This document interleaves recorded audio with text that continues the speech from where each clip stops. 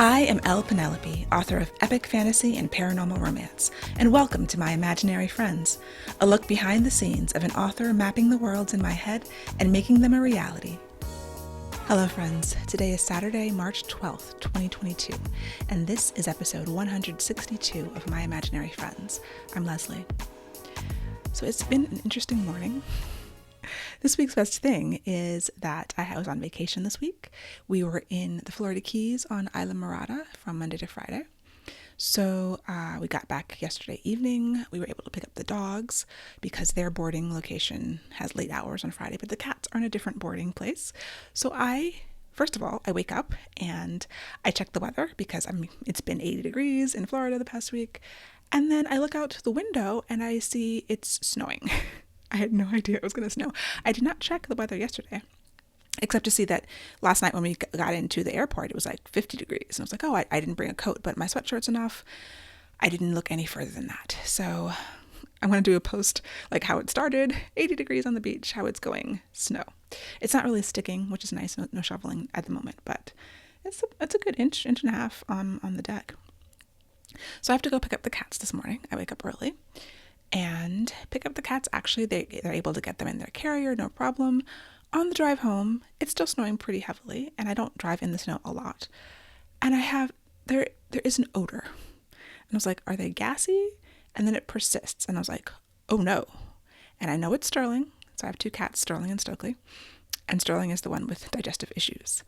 So it's very cold. I have to open the windows because he has pooped in his carrier. I come in hot into the garage. I pick it up. I'm like, I'm pretty sure it's Sterling, but I don't know who. I run in the house and I'm yelling, we have a situation. My husband's upstairs. He's still in the bed, I think. I go into the bathroom. I dump them both in the tub and then I let them out of the carrier so I can see which one pooped. Of course, it was Sterling. So then we have to go through the whole thing of cleaning them up. Now, Sterling is 11, I think. I believe we adopted him in 2011 or 2010, and he was a baby. 11 or 12 years old. First bath he's ever had. I have been loath to ever bathe a cat, but Sterling in particular is very, very grumpy. Let's call it grumpy. His resting bitch face is next level. And both of us have scars all over us from Sterling. It's like, why are cats? Why do we have cats? Why do we love cats? They're great, but they are sometimes painful.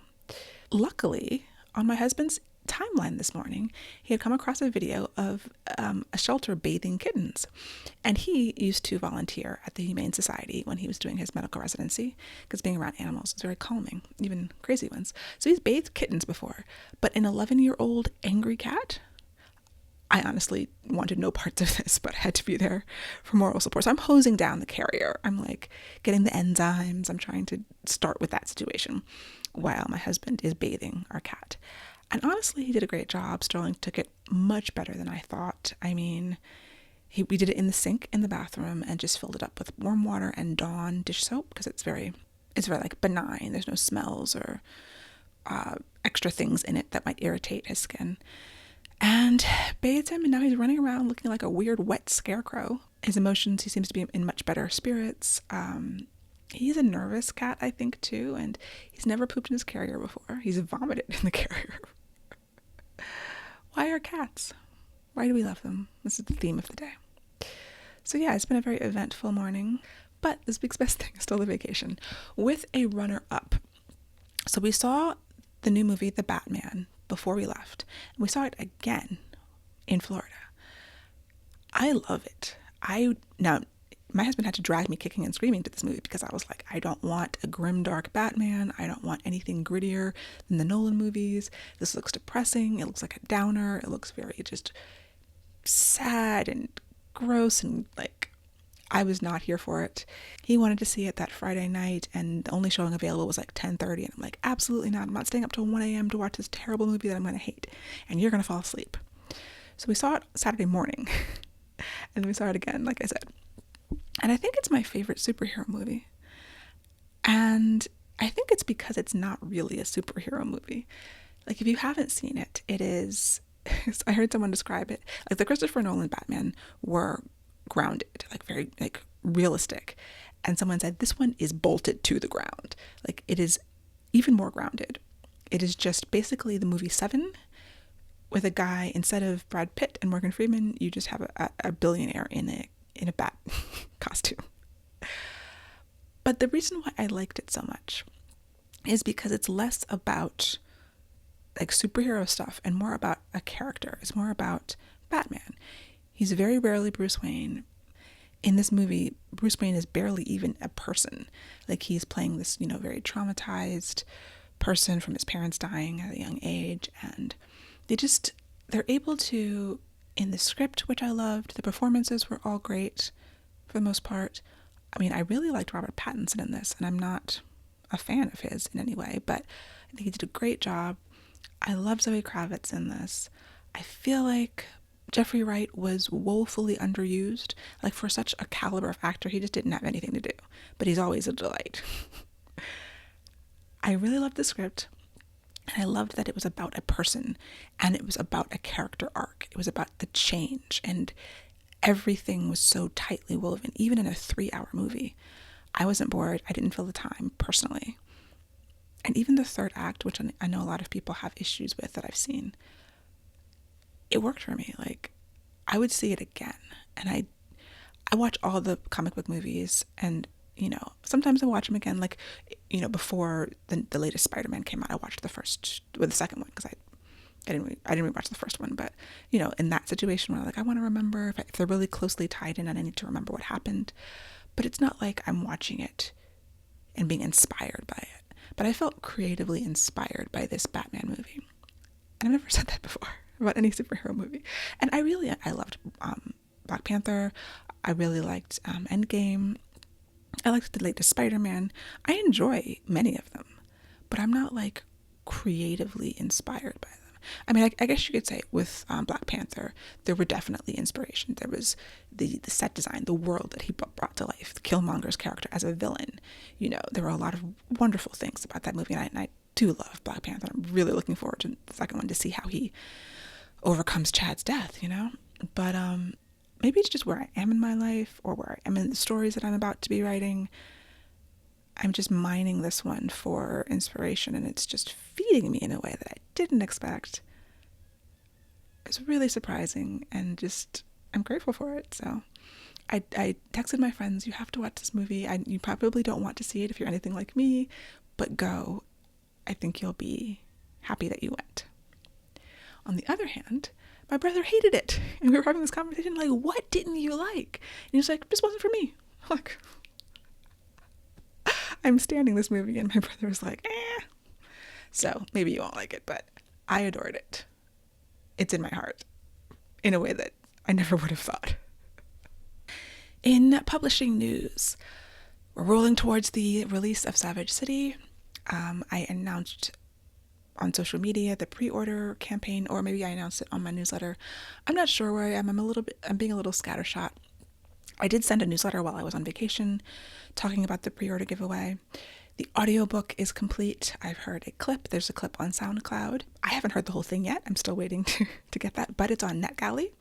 So the ebook and the audiobook are currently on NetGalley till the end of March. So yeah, pre-orders, audiobooks, lots of things happening. I'll be ordering the swag.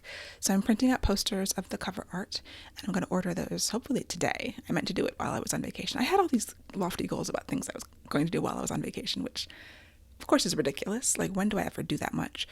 But the point of this vacation was not to go and do things. Usually we'll go and we'll do tours and we'll hike, and I just wanted to sit on the beach and relax and read and be warm. And in large part, that's what we did. We did a few other things, but so I was like, oh, there'll be time. I'll have time to do things. And I was so busy relaxing and being warm that I did not do these things. So back on the grind. But it was a wonderful vacation, and I was very relaxed. I don't know if I said that or not. I was so busy thinking about this cat situation. Anyway, audiobook. Right before we left, I got the ARCs, the advanced reader copies for The Monsters We Defy. I did an Instagram video. They came out so great. I mean, they're ARCs, but it's just great seeing it in person. It's like a big book. It's a 6x9 book. It has got the illustrations for the chapters and the interludes inside. It's got a gigantic picture of my face on the back cover, which I don't know why it needs to be so big. No one told me they were doing that. And it also has an author note, an author letter. So the book has an author note at the end because I was inspired by people like Beverly Jenkins who put their research notes in the back of the book. But also the ARCs have a special author letter on the inside cover. It has my signature and it's really cool. I don't know if the real books will have that or not. And the blurbs have started coming in from other authors, so that's exciting to see people reacting to it. Yeah, so I've got all kinds of book things happening. Not any writing happening or plotting, which I really needed to do this week. And in my mind, I was like, oh, it's not going to be a problem. If I can sit on the beach and read, I can sit on the beach and plot. And I barely even read. Like, I was reading a little bit. I listened to an audiobook. But, yeah, the best laid plans. So I will get some work done this weekend on the plotting. I might change my strategy. I was thinking this morning as I was cleaning up poop. No, I was thinking this morning as I was driving home, actually, that maybe I will start with Orbit Book 2 instead of fast drafting Savage City Book 2 for the next 2 weeks. I don't know. I'm in flux right now. I'm thinking about what the best thing is because having not plotted for this week, I don't feel like I'm ready to start fast drafting, but I don't know what I'm ready to do. So I'll take the weekend and do some work and try to figure it out, and then I will let you know what I decide. And finally, yesterday I saw people talking on Twitter about publishing hemorrhaging editors. In one day, among several publishing houses, including Orbit, there were a bunch of announcements, tweets about various editors who were leaving publishing, not just leaving the house, but just leaving publishing in general. I saw someone talking about how bad the conditions are for junior people, like junior editors or assistants, how badly they're treated, how badly they get paid, and they have to live in New York, pre-pandemic at least. I wonder if it's going to move more towards more of a distributed model, like the way agents don't have to be in New York anymore. My agency is based in Denver. There's a lot of agencies based all over the country. So maybe more editors can be in different places now that they've realized they can work remotely. I don't know, maybe that will help retain people. But it does seem to be like a brain drain. And like new, fresh talent is not being cultivated. It's not being developed in the way that we would want. So when the existing executives, and higher level editors leave, who is going to replace them? And one of the editors mentioned that, like, what will books be then? And it's a real problem. Like, I know many authors who have lost editors. It's called being orphaned. I haven't been orphaned as of yet, knock on wood.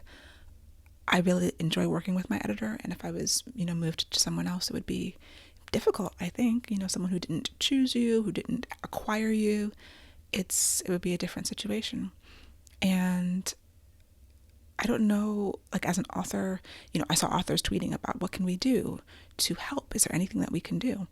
And someone who had worked in the industry was like, well, write kind of reviews of people that you've worked with on your team, write them positive, like, letters, not like letters of recommendation. I have to go see if I can find the tweet and see what the exact term that was used, but just to people higher up to say, hey, this person's doing a great job, promote them. That's kind of the theory behind it. Most authors don't know the people on their team. Like, I have contact generally with my editor and my publicist and maybe sometimes the marketing person. As of yet, I haven't, I had an initial call with Orbit and sort of met everybody at Orbit, but I haven't met other people on my team. And someone was like, well, that's by design. So you need to ask, who else is working on this and how can I support them? And that's something that I think is probably good to do. It's going to take me being an introvert, like, oh, I want to write nice letters to everybody, which I don't mind doing, but like, it's kind of scary to think about asking, who are these people that are doing things and how can I help, support them in whatever way is possible for me as an author.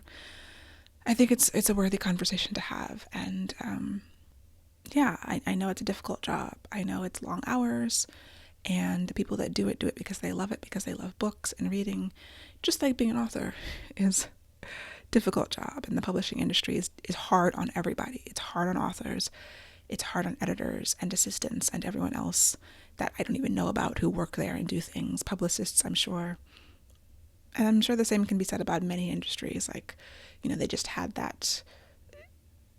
just staved off that strike for IATSE, the film workers, having been on a few film sets, I know how difficult that is.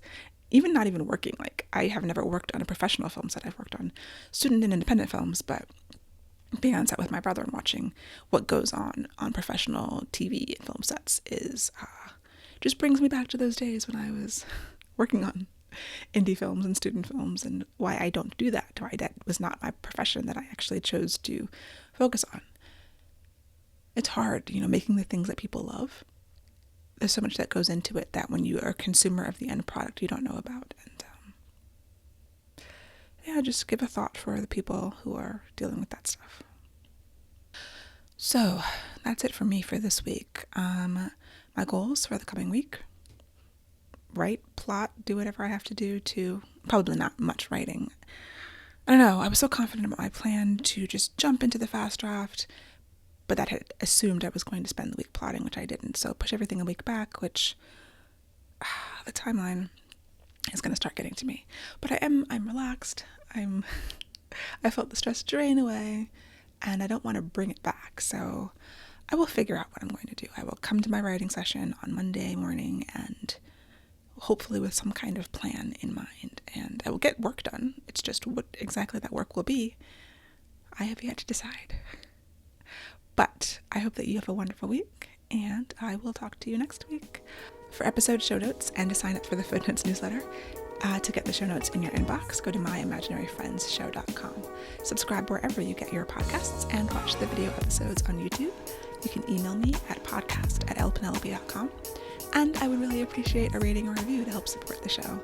My Imaginary Friends is part of the Frolic Podcast Network. For more fantastic podcasts, go to frolic.media/podcast.